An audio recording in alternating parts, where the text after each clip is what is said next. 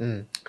Madam ఇంకోటేంటంటే షర్మిల గారు ఈరోజు ప్రెస్ మీట్ పెట్టడం జరిగింది. ప్రెస్ మీట్‌లో షర్మిల గారు కీలకంగా ఏం చెప్తున్నారంటే గవర్నమెంట్ ఫార్మ్ అయ్యి ఇప్పటికి ఒక 6 మంత్స్ దాకా అవుతుంది గదా! సో, సూపర్ 6 ఏమైనాయి అని షర్మిల గారు ఒకటే ప్రశ్నిస్తున్నారు. సూపర్ 6 గురించే మాట్లాడుతున్నారు. ఏదైతే మహిళల గురించి ఇక్కడ తెలంగాణలో గాని, అటు కర్ణాటకలో గాని కాంగ్రెస్ గవర్నమెంట్ వచ్చింది. ఒక మహిళ బస్ ఎక్కి టికెట్ ఎందుకు డబ్బులు పెట్టి టికెట్ ఎందుకు తీసుకోవాలి? అక్కడైతే ఫ్రీ చేశారు గదా! అదే మహిళ ఇక్కడ బస్ ఎక్కి డబ్బులిచ్చి టికెట్ తీసుకున్న పరిస్థితి మనం చూస్తున్నాం. అదెందుకు మీరు రద్దు చేయట్లేదు? మీరు ఇచ్చిన హామీలోనే గదా మేము అడుగుతుందన్నట్టు షర్మిల గారు ప్రశ్నించడం జరుగుతుంది. దానికి మీరేమంటారు మేడం? ఆమె అడిగేది కరెక్టేనండి. 100% కరెక్టే. హ్మ్. ఇప్పుడు ఇంత చిన్నవి గూడా మీరు చెయ్యకపోతే ఇప్పుడు ఉపాధి కల్పించడం అనేది ఉందనుకోండి.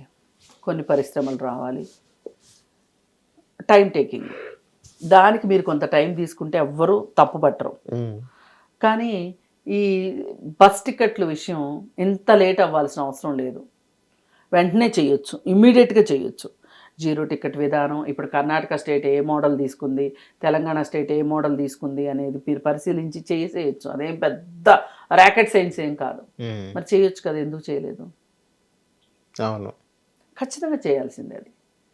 మీరు చేయలేదు అంటేనే మీరెందుకు అంటే ఓట్లేయించుకునే వరకేనా మహిళలను మీకు? ఓటయిపోయింది. ఇంకా మీరు ఇలా చేస్తే ఎట్లా?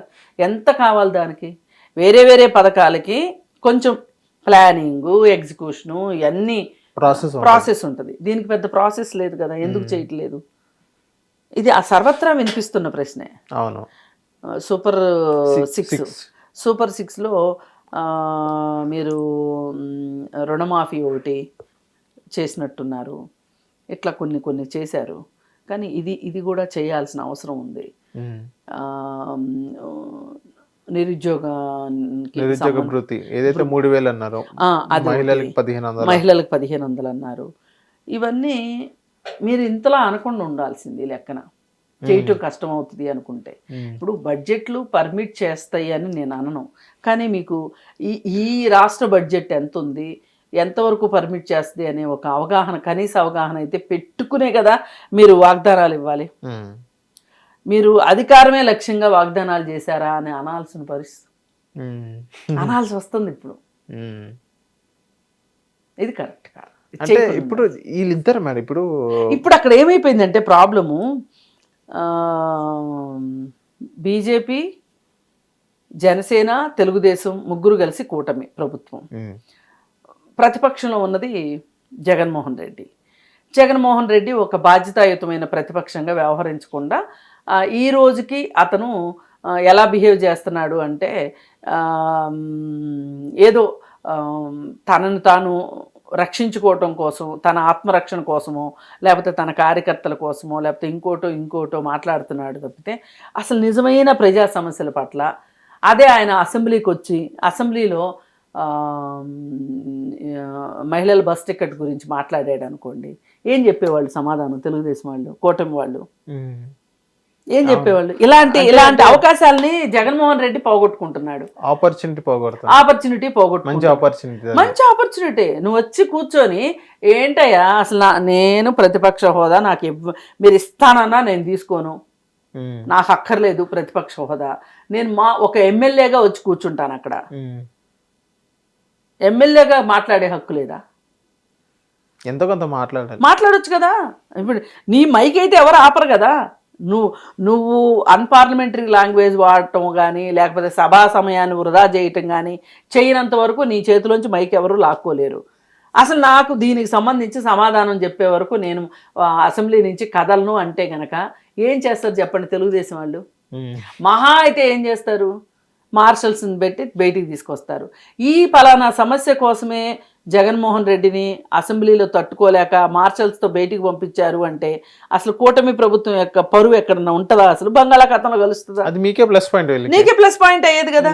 నువ్వు అవకాశాన్ని వదులుకున్నావు, మైక్ కట్ చేసినా ఈయనకే ప్లస్ పాయింట్ అవుతుంది. ఈయనకే ప్లస్ పాయింట్, సింపతి గెయిన్ అవుతుంది. ఎంతో కొంత సింపతి అని కాదు, ఎంతో కొంత ప్లస్ పాయింట్ అవుతుంది కదా. లేదు, రాజకీయంగా ఇలాగే కదా పై చేయి సాధించగలిగేది. ఆ అవకాశాన్ని జగన్మోహన్ రెడ్డి పోగొట్టుకుంటున్నాడు. ఇప్పుడు ఎవరున్నారు అక్కడ? కాంగ్రెస్ పార్టీ తరఫున ప్రతిపక్ష నాయకురాలుగా ఆమె ప్రతిపక్షంలో అంటే అసెంబ్లీలో అయితే ఎవరు లేరు, బయట అయితే- అసెంబ్లీలో లేకపోయినా కానీ గొంతు ఎత్తొచ్చు కదండి. కమ్యూనిస్ట్ పార్టీలకు అధికారం ఉంటేనే మాట్లాడతారు వాళ్ళు ఏమన్నా? అధికారంలో లేకపోయినా మాట్లాడతారుగా, మాట్లాడొచ్చు కదా. అందుకే షర్మిల ఆ పాత్ర పోషిస్తుంది. ఇప్పుడు తప్పేం లేదు ఆమె అడిగే దాంట్లో. అంటే మేడం ఇంకోటి, జగన్మోహన్ రెడ్డి గారు ఇంకో మాట కూడా ఉన్నారు, ఎప్పుడైతే అసెంబ్లీ అవుతుందో నేను అదే రోజున మాకు అసెంబ్లీ పెడతాను, బయట ప్రెస్ మీట్ పెడతారు అన్నట్టుగానే చెప్తున్నారు. కాదండి, బయట ప్రెస్ మీట్కి ఏమి విలువ ఉంటుంది? లోపల మాట్లాడితే అసెంబ్లీ రికార్డులోకి వెళ్తుంది. అది అసెంబ్లీ రికార్డులోకి వెళ్ళింది.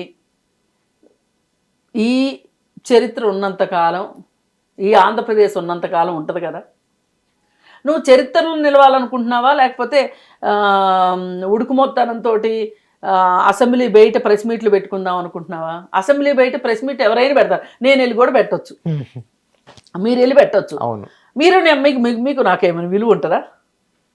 ఉండదు కదా.